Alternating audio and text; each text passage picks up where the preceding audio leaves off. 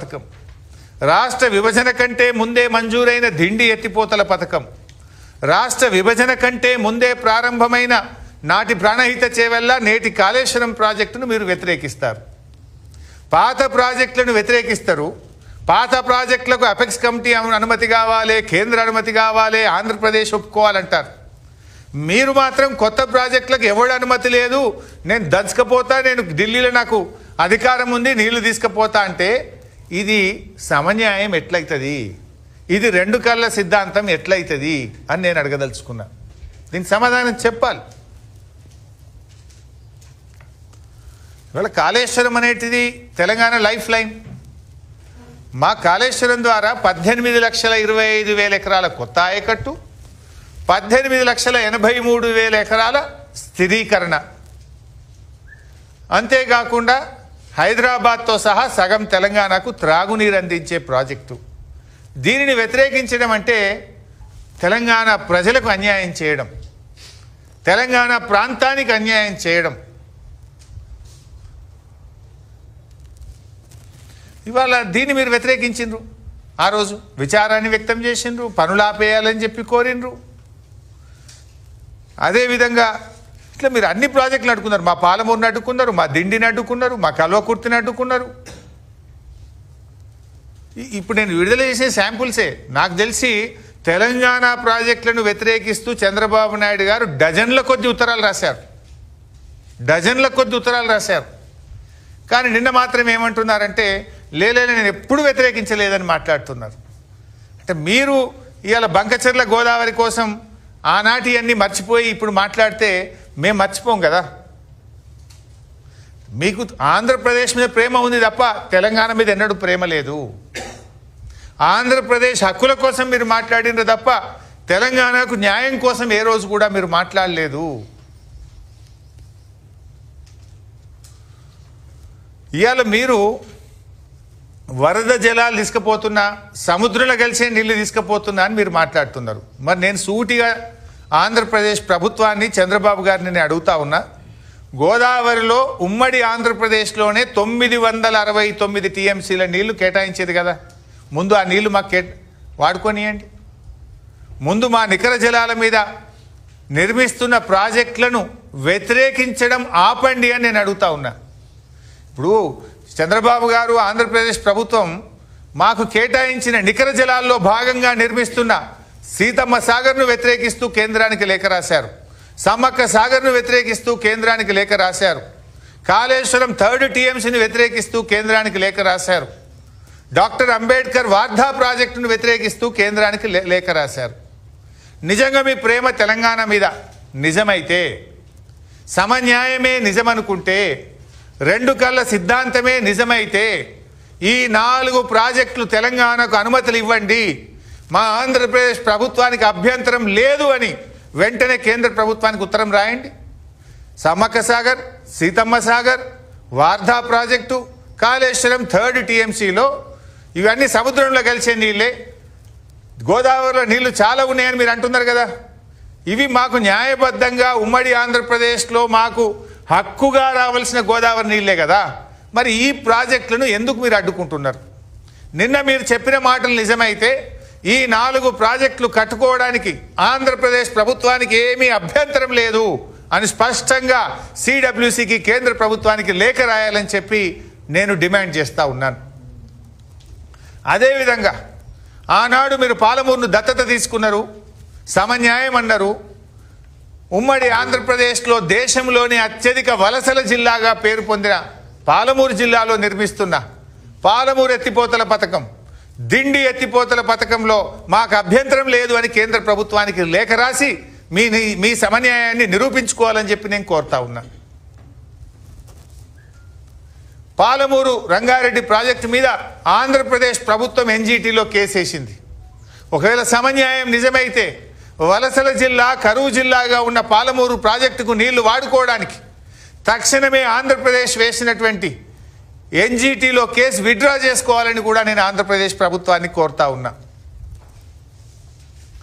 ఎందుకంటే వాస్తవానికి పాలమూరు ఎత్తిపోతల పథకానికి కేసీఆర్ గారు బాగా ఆలోచించి 45 టీఎంసీలు ఏదైతే పోలవరంలో గోదావరి నీళ్లు తీసుకపోతే అప్పర్ రైపేరియన్ స్టేట్కు మరి 45 టీఎంసీలు వాడుకునే హక్కు ఉందని బచావత్ ట్రిబ్యునల్ చెప్పింది.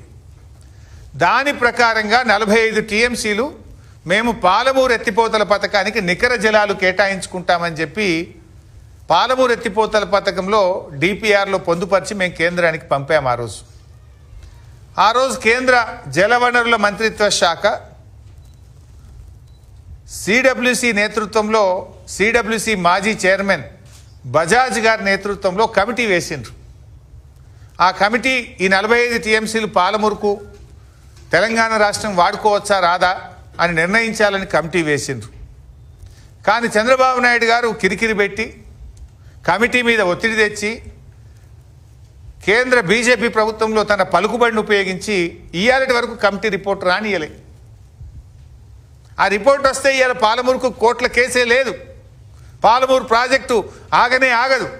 మరి సమన్యాయమే నిజమైతే, రెండు కళ్ళ సిద్ధాంతమే నిజమైతే ఎందుకు కిరికిరి పెడుతున్నారు? ఎందుకు పాలమూరు మీద ఎన్జిటిలో కేసు వేశారు? న్యాయంగా హక్కుగా బచావత్ ట్రిబ్యునల్ చెప్పిన దాని ప్రకారంగా 45 టీఎంసీలు తెలంగాణకు రావాలి కదా. దీన్ని ఎందుకు ఆపుతున్నారో బాబు గారు చెప్పాలి. అంటే మీరు మాట్లాడుతున్నటువంటి దానికి మీ చేతులకు పొంతన లేదు. ఉదాహరణకు నీళ్ళ సంగతి ఇట్లా, నిధుల సంగతి కూడా చూసినాం కదా. ఇవాళ ఢిల్లీ ప్రభుత్వం చంద్రబాబు చేతుల్లో ఉంది. మీ పలుకుబడిని ఉపయోగించి మొన్న బడ్జెట్లో పైసలు తెచ్చుకున్నారు కదా. ఆంధ్రప్రదేశ్కు మీరు బడ్జెట్లో డబ్బులు తెచ్చుకున్నారు. I appreciate. ఏ ముఖ్యమంత్రి అయినా పని చేయాలి. చంద్రబాబు నాయుడు గారు చేసిండు, దాన్ని నేను తప్పు పట్టనది, ఎవరైనా చేయాల్సిందే. మరి సమన్యాయం, రెండు తెలుగు రాష్ట్రాల మీద మీకు ప్రేమ ఉంటే తెలంగాణకు బడ్జెట్లో గుండు సున్నా ఎందుకు వచ్చింది? రేవంత్ రెడ్డికి చేతగాకపోయి ఇక్కడ గెలిచిన 8 ఎంపీలు అడగకపోయి, మా 2 కేంద్ర మంత్రులు తెలంగాణలో ఉంటే వీళ్ళ గొంతు మూగబాయ్. మరి సమన్యాయం అన్న బాబు గారు కూడా ఎందుకు మాట్లాడలేదని నేను అడుగుతున్నా. ఆంధ్రప్రదేశ్కు అమరావతికి నిధులు తెచ్చుకున్నారు కదా. సమన్యాయమే నిజమైతే, రెండు కళ్ళే నిజమైతే అమరావతితో పాటు హైదరాబాద్ కూడా నిధులు కేంద్ర బడ్జెట్లో రావాలి కదా. రాలేదంటే మీది రెండు కళ్ళు కాదు, ఒకటే కన్ను ఆంధ్రప్రదేశ్ దిక్కే చూస్తుండ్రు. మీ రెండు కళ్ళు ఆంధ్రప్రదేశ్ దిక్కే చూస్తున్నాయి. మరి ఇంకో మాట అడుగుతున్నా, మీరు వైజాగ్ ఉక్కు ఫ్యాక్టరీని ప్రైవేటీకరణ చేయకుండా ఆపారు. ఇన్ఫ్యాక్ట్ బీఆర్ఎస్ పార్టీ కేసీఆర్ గారు కూడా విశాఖ ఉక్కును ప్రైవేట్ పరం చేయొద్దు అని, మా రాష్ట్రంలో లేకపోయినా విశాఖ ఉక్కుకు ఆందోళనకు మేము మద్దతు తెలిపాం. దాన్ని ప్రైవేటీకరణ చేయొద్దని మేము కూడా మాట్లాడాం, ఆ కార్మికులకు మద్దతు పలికాం. సరే, మొన్న మీరు ఢిల్లీలో బీజేపీతో ఉన్న పలుకుబడిని ఉపయోగించుకొని విశాఖ ఉక్కును ప్రైవేట్ పరం చేయకుండా కేంద్రం నుంచి ప్రత్యేక ప్యాకేజీ తెచ్చుకున్నారు. సంతోషం, వి అప్రిషియేట్. అది ఏ ముఖ్యమంత్రి అయినా చేయాలి. మరి నీ రెండు కళ్ళ సిద్ధాంతం కరెక్ట్ అయితే, సమన్యాయం కరెక్ట్ అయితే, మా ఆదిలాబాద్ సిమెంట్ ఫ్యాక్టరీని తుక్కు కింద అమ్ముతున్నారు కదా, మరి ఇది ఆపాలి కదా. విశాఖ ఉక్కుకు మీరు ఎట్లా ప్యాకేజ్ తెచ్చిండ్రో, ఆదిలాబాద్ సిమెంట్ కార్పొరేషన్ ఆఫ్ ఇండియాకు కూడా ఒక ప్యాకేజీ తెచ్చి దీన్ని ప్రైవేటీకరణ చేయకుండా ఆదిలాబాద్ సిమెంట్ ఫ్యాక్టరీని తెరిపిస్తే మా ఆదిలాబాద్ జిల్లా అభివృద్ధి జరుగుతుంది, మా ఆదిలాబాద్ కార్మికులకు మేలు జరుగుతుంది. దీన్ని ఎందుకు చంద్రబాబు గారు ఉత్తరం రాయరు, అడగరు? అంటే దీన్ని బట్టి ఏమర్థమవుతుంది? మీరు రెండు కళ్ళని చెప్పేది పెదవుల మీద చెప్తున్నారు, సమన్యాయం అనేది పెదవుల మీద ఉంది. మీకు తెలంగాణ పట్ల ప్రేమ లేదు అని స్పష్టంగా అర్థమవుతా ఉంది.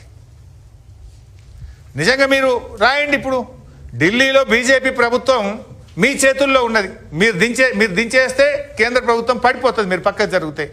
Cement factory Adilabad cement factory ప్రైవేటీకరణ చేయొద్దు, విశాఖపట్నంకి ఇచ్చినట్టు దానికి కూడా ప్యాకేజీ ఇవ్వాలని అడగండి, డిమాండ్ చేయండి.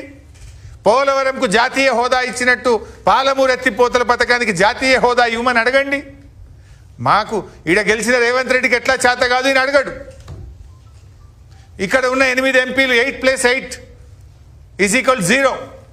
8 బీజేపీ ఎంపీలు 8 కాంగ్రెస్ ఎంపీలు గెలిచింది. కానీ సిమెంట్ ఫ్యాక్టరీని తుక్కు కింద అమ్మిన బీజేపీ ఎంపీలు అడగరు, కాంగ్రెస్ ఎంపీలు పార్లమెంట్లో ప్రశ్నించరు. మరి సమన్యాయం అన్న మీరెందుకు మాట్లాడరు? అంటే ఇలా రాష్ట్ర ప్రజలకు మేము ఏం చెప్పే ప్రయత్నం చేస్తున్నామంటే, మీ సమన్యాయం, మీ రెండు కళ్ళ సిద్ధాంతం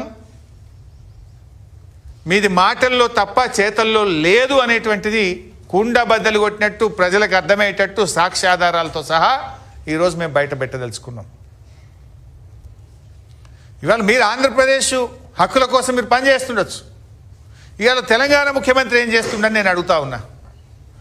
తెలంగాణ ముఖ్యమంత్రి సిమెంట్ కార్పొరేషన్ ఆఫ్ ఇండియాను తుక్కు కింద అమ్మితే ఢిల్లీలో పోయి ప్రధానమంత్రిని అడగవచ్చు కదా, లేదు అఖిల పక్షాన్ని తీసుకుపోవచ్చు కదా, ధర్నా పెట్టవచ్చు కదా. ఎందుకు పెట్టరు? ఎందుకు ప్రశ్నించరు? నేను అడుగుతా ఉన్నా.